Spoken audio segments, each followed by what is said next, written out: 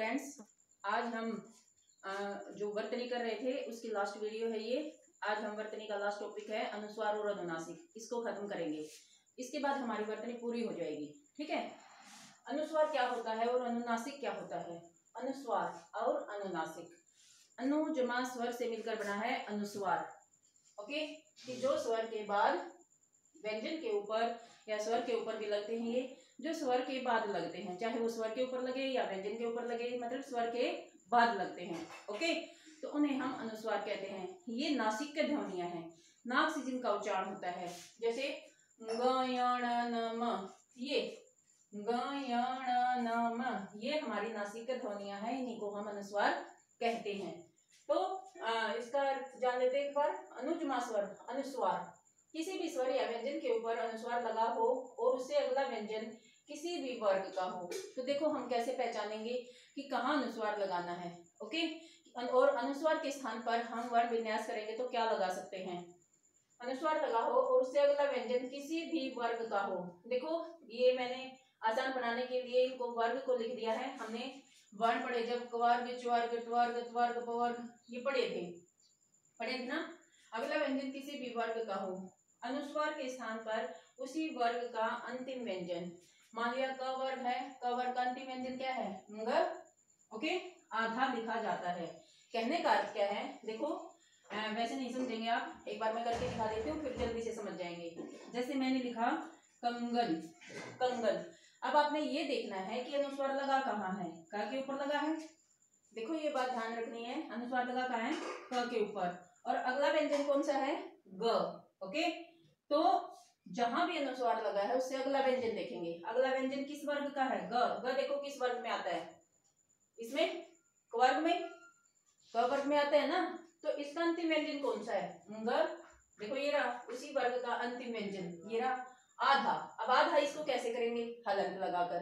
कैसे करेंगे, हलंत लगाकर। तो जैसे अब हम इसका वर्ण विन्यास करते हैं कंगन का, क हलंत जमा। अब देखो ये क में अ तो छिपाई है, क बन गया ना। हम अनुस्वार के लिए स्पेस छोड़ देते ताकि आपको अच्छे से समझ में आ जाए। ठीक है, और ग हलंत जमा अ, न हलंत जमा अ। अगर ये कगन होता तो आप इसका आसानी से कर देते ना वर्ण विन्यास, लेकिन अनुस्वार, अनुस्वार के स्थान पर आप क्या लगाएंगे, देखिए इससे अगला व्यंजन कौन सा है, ग। ग किस वर्ग का है, क वर्ग का, और इसका पंचम व्यंजन क्या है, ग। ग कैसा आएगा, आधा। तो इसके स्थान पर क्या आ जाएगा, इसका पंचम व्यंजन कंगन। ओके, कंगन, मतलब पहले इसको ऐसे भी लिखा जाता था, अब देखो ये आएगा कैसे, ये आधा।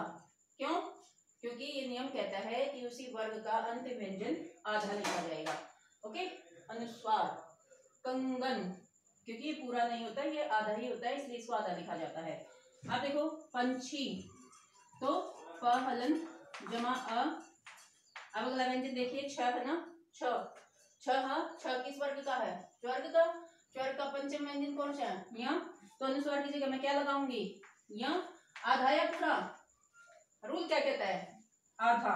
तो आधा कर देंगे, हलंत लगा देंगे, छ हलंत जमा ई। ओके, पंछी। अब ठंडा, ठ हलंत जमा अ। अब देखो ड, ड किस वर्ग का है, ट ठ ड ढ ण, ड, ड ट वर्ग का है। अंतिम व्यंजन क्या है, य। तो य। ओके, आधा। अब ड हलंत जमा आ। ठीक है, ठंडा। तंतु, अब नेक्स्ट देखो तंतु। ठीक है, त वर्ग। अब अगला व्यंजन किस वर्ग का है, त का। ओके, तो क्या बना, त थ द ध न, अंतिम व्यंजन न बना, तो त हलंत जमा अ। अब अनुस्वार के स्थान पर क्या लगाऊं, खुद सोचो अब। हाँ जी, खुद सोचिए न। क्यों, क्योंकि ये त वर्ग का है और त वर्ग का अंतिम व्यंजन न है। और त हलंत जमा उ, तंतु क्या है, पंप। प हलंत जमा अ। अब ये अनुस्वार देखो, अगला व्यंजन कौन सा है, प। तो प वर्ग का है, अंतिम व्यंजन कौन सा है, म। तो यहाँ क्या आएगा, म। अब प हलंत जमा अ, इसको दोनों तरीके से लिख सकते हैं, अनुस्वार भी लगा सकते हैं और ये पंचम व्यंजन भी हम लिख सकते हैं। पहले इनको लिखा जाता था लेकिन आजकल अनुस्वार ही लगाया जाता है। ओके, और अनुस्वार का चिन्ह ये होता है, ये अनुस्वार, और अनुनासिक का ये होता है, ठीक है ना। अनुस्वार का ये चिन्ह होता है और अनुनासिक का ये चिन्ह होता है, जिसको हम चंद्र बिंदु कहते हैं। तो ये हुआ हमारा अनुस्वार। इसमें बताइए कोई भी दिक्कत है तो ठीक है। एक बार फिर से देख लेते हैं। किसी भी शब्द का हम गण विन्यास करेंगे तो ये देखेंगे किस व्यंजन के ऊपर वो अनुस्वार लगा है, उससे अगला व्यंजन देखेंगे, अगला व्यंजन किस वर्ग का है, उसी वर्ग का पंचम व्यंजन। देखो ये है हमारे पंचम व्यंजन, उसी वर्ग का पंचम व्यंजन आधा आ जाएगा, जिसको हम नासिक ध्वनियां भी कहते हैं, नाक से जिनका उच्चारण होता है। ओके, नाक से जिनका उच्चारण होता है उसको नासिक व्यंजन कहते हैं। ठीक है, अब ये थे अनुस्वार। अब बात आती है अनुनासिक की। ठीक है, इसमें एक रूल और है, जैसे जब भी कोई द्वित व्यंजन आता है, एक बार बात ध्यान से सुनना। द्वित व्यंजन कौन से होते हैं? जो दो बार दिखा जाए। ठीक है, जो दो बार, जब भी कोई द्वित व्यंजन आता है तो वो पंचम अक्षर। ओके, देखो जैसे अन है, अब मैं पहले याद आ गया फिर पूरा आ गया, द्वित व्यंजन हो गया ये। ओके, तो उसको अनुस्वार के रूप में नहीं लगाएंगे। ठीक, जैसे अब मैं ऐसे चाहूं कि ये आधा है अन, ऐसे लिख दूं, ऐसा नहीं हो सकता। क्यों? क्योंकि ये द्वित व्यंजन है तो वो ही आधा लिखा जाएगा। ठीक है, वो ही पंचम व्यंजन आधा लिखा जाएगा, तो ये गलत हुआ और ये ठीक। ठीक है, जैसे उन्मुख, ठीक है। अब उन्मुख, क्योंकि यहाँ अनुस्वार ऐसे नहीं लिख सकती मैं, क्योंकि यहाँ क्या है, ये बताइए, नासिक का व्यंजन है। देखो नासिक का व्यंजन है और न भी नासिक का व्यंजन है ना। ओके, तो ये जो भी नासिक ध्वनियां दो इकट्ठी आएंगी, द्वित आएंगी तो उनको हम अनुस्वार के रूप में नहीं लिख सकते, उसको हमें कैसे लिखना पड़ेगा? ऐसे, उन्मुख। ओके, और एक क्या है, जैसे भाई शब्द के अंत में अनुस्वार का उच्चारण स्वर रहित, शब्द के अंत में, जैसे आप देखिए शब्द के अंत में लगा है अनुस्वार। शब्द के अंत में जब भी अनुस्वार आएगा तो ऐसा लगेगा जैसे आधा मैं बोला जा रहा है। ठीक है, स्वयं मतलब स्वर रहित व्यंजन की तरह। ओके, स्वयं, यहाँ जैसे मैं आधा बोला गया है तो इसका उच्चारण कैसे होगा? हलन, वर्ण विन्यास करते हैं, व हलन जमा अ जमा य हलन। ओके, ये हो गया ना। अब अनुस्वार है ना, तो ये क्या कर देंगे? ओके, सॉरी ऐ तो लगाए नहीं, अब म हलन, स्वयं। ठीक है, क्यों? क्योंकि जैसे ये आधा माह ऐसे ही बोला जा रहा है, स्वयं। ओके, ये था हमारा अनुस्वार। और फिर आता है अनुनासिक। अनुनासिक क्या होता है? जिसका उच्चारण करने में नाक और मुख दोनों से ध्वनियां निकले, सॉरी, जिनका उच्चारण करने में नाक और मुख दोनों से वायु निकले।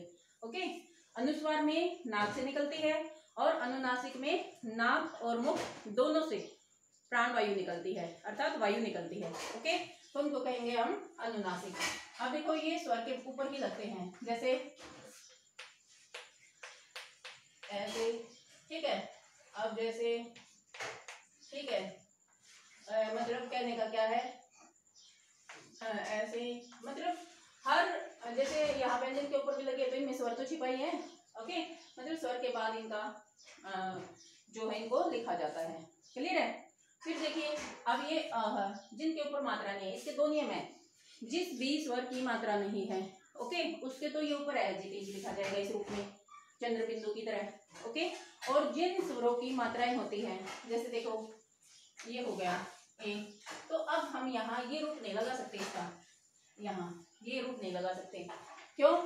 क्योंकि एक तो मात्रा ये पहले ये एक ऐसा रूप, तो इसको कैसे करेंगे? ऐसे एंट लिख दिया जैसे, तो यहाँ अनुस्वार के रूप में लगाएंगे, होगा ये अनुनासिक। ओके, होगा ये अनुनासिक, लगेगा अनुस्वार के रूप में। क्लियर है? तो इसके अनुनासिक के दो नियम है। जैसे अब हम करके दिखा देते हैं। एक आंख, आंख है जैसे, अब आ ऐसे कैसे आ गया ना। अब चंद्र बिंदु, ओके, अब आ ऐसे कैसे, फिर चंद्र बिंदु और ख हलन जमा आंख बन गया ना। ठीक है, अब ये है जैसे, ये जैसे गोंद लिखना है, गोंद, ठीक है, ग हलन जमा ओ, गो बन गया। अब ये चंद्र बिंदु लिखा जाएगा। अब आप ये नहीं सोचेंगे कि ये अनुनासिक है, ओके, सॉरी अनुस्वार है, अनुनासिक है। ये बताया था मैंने, मात्राओं वाले शब्द के जब लगेगा तो वो होगा असलियत में अनुनासिक, दिखेगा अनुस्वार की तरह। द हलंत जमा अ, ओके, ये है अनुनासिक। तो अनुस्वार और अनुनासिक ये दोनों के नियम हो गए हैं, ओके। अब कुछ हम ये और जान लेते हैं, बस इसमें लास्ट एक दो बातें और बच गई हैं कि वही जैसे एक बार इसमें जोड़ना और बता देती हूँ, सॉरी। जैसे कक्षाएं, क हलन जमा, ओके, अ क क्ष, क हलन जमा स हलन जमा आ जमा ए जमा ये, क्या बन गया। अब देखो क हलन जमा अ, क स अ, क्ष श और ए, ओके। तो जोड़कर कैसे लिखेंगे, कक्षाएं, ठीक है ना। तो इसको जोड़ना और तोड़ना आप प्रैक्टिस करेंगे, इसकी अभ्यास के माध्यम से ही ये होगा, ठीक है। तो ये था अनुस्वार और अनुनासिक का नियम, ओके। तो एक दो बातें और बच गई हैं, फिर हमारी वर्तनी पूरी हो जाएगी। अब उसमें क्या है, देखो कुछ ऐसी ध्वनियां हैं जो हमारे मतलब दूसरी भाषाओं से आकर हिंदी की ही बन गई हैं। जैसे आगत स्वर कहते हैं इसको हम, ठीक है, आगत स्वर, आगत स्वर, ओके, ये आगत स्वर है, ये इसका क्या है, चिन्ह है। ये अंग्रेजी भाषा से आया और हिंदी में आकर हिंदी का ही हो गया, ओके। तो दूसरी भाषाओं से जो ध्वनियां आ जाती हैं और हिंदी में आकर मिल जाती हैं तो वो आगत स्वर या व्यंजन बन जाते हैं। अब ये अंग्रेजी भाषा से आया, ठीक है। अब ये कुछ ही ऐसे शब्द हैं जिनके ऊपर लिखा जाता है हिंदी में, ठीक। जैसे ये होता है आ और ओ के बीच की ध्वनि, आ और ओ के बीच की ध्वनि, ठीक है। इसको ये लिख देते हैं आ, जैसे coffee, coffee, doctor, doctor, okay. ये ऐसे कुछ ही शब्द हैं जिनको मतलब जिनके साथ ये आगत स्वर लगता है, ओके। फिर आता है आगत व्यंजन, आगत व्यंजन अरबी उर्दू फारसी जो भाषाओं से आकर हिंदी में मिल गए हैं, ओके। तो वो है आगत व्यंजन, आगत व्यंजन, आगत मतलब आए हुए, व्यंजन मतलब व्यंजन, मतलब इसका क्या है, जो दूसरी भाषाओं से आ गए हैं, ठीक है। अब देखो जैसे इसमें ये क, ये तो क तो अपनी ही भाषा का है, लेकिन मैं इसमें नुक्ता लगा दूं, देखो बेटा यहाँ पैर में ये डॉट सा लगा दिया, जो मैंने इसको क्या कहते हैं, नुक्ता, क्या कहते हैं, नुक्ता, ओके। अब ह यहाँ भी डॉट लगा दिया, तो ये भी क्या लग गया, नुक्ता। अब देखो ये नुक्ता लगते ही उसके उच्चारण और उसके अर्थ में अंतर आ जाता है, ओके। जो भी शब्द है उसके उच्चारण में भी और उसके अर्थ में भी अंतर आ जाता है। तो ये दूसरी भाषाओं से आकर ये मिल गए हैं, इसको हम शब्द के पैर में जो व्यंजन है वो लगा लो, या शब्द में किसी भी व्यंजन के नीचे लगेगा तो उसके पैर में ये डॉट लग जाएगा, जिसको हम क्या कहते हैं, नुक्ता, ओके। तो इनके उच्चारण में भी अंतर आ जाता है। जैसे जैसे मैं बता देती हूँ, खाना, खाना क्या होता है, भोजन, भोजन। लेकिन अगर मैंने इसको देखो है तो एज इट इज वैसे ही, लेकिन मैंने यहाँ नुक्ता लगा दिया तो अंतर आ गया, खाना। अलमारी का दराज, क्या बना, अलमारी का दराज। जैसे आप कहते हो ना मेरे कपड़े खाने में रख दो, है ना, खा, अब ये था खा और ये बन गया खा, ओके। अलमारी का दराज, ठीक है, अलमारी का दराज। अब देखो जैसे मैंने लिखा राज, राज क्या होता है, राज्य। जैसे अंग्रेजों ने हमारे ऊपर राज्य किया, राज किया, राज्य, ओके। और मैं इसको लगा दूं नुक्ता, राज, तुम्हारे सीने में क्या राज छिपा है, रहस्य, ओके, रहस्य, ठीक है ना, ओके। जैसे मैंने लगा दिया हाँ ताक, ताक, ठीक है, क्या लगाया ताक, और ये हो गया ताक, ताक मतलब ताकना, किसी को ताकते हैं, ठीक, ताकना, ताक मतलब ताकना, और ये क को नुक्ता लगते ही क्या बन गया ताक। जैसे आपने देखा होगा दीवार, दीवार देखी है, और दीवार में कोई आला होता है, ठीक है, दीवार में कोई आला, मान लिया ये दीवार है, इसमें कोई हम एक ईंट निकाल दे तो ये आला बन जाएगा, तो दीवार का आला, ओके। ताक का मतलब क्या हो गया दीवार का आला, ये बन गया दीवार का आला, ठीक है, ये हो गया है। तो ये क्या था आगत स्वर और आगत व्यंजन। एक छोटी सी बात और रह गई है, उसको और कर देते हैं, क्या कि भाई कुछ जैसे हमने स्वर और व्यंजन पढ़े हैं, तो ये ड ढ ध्वनियां है हमारी, देखो ये ड और ये है ढ, ये तो संस्कृत की ध्वनियां हैं, ओके।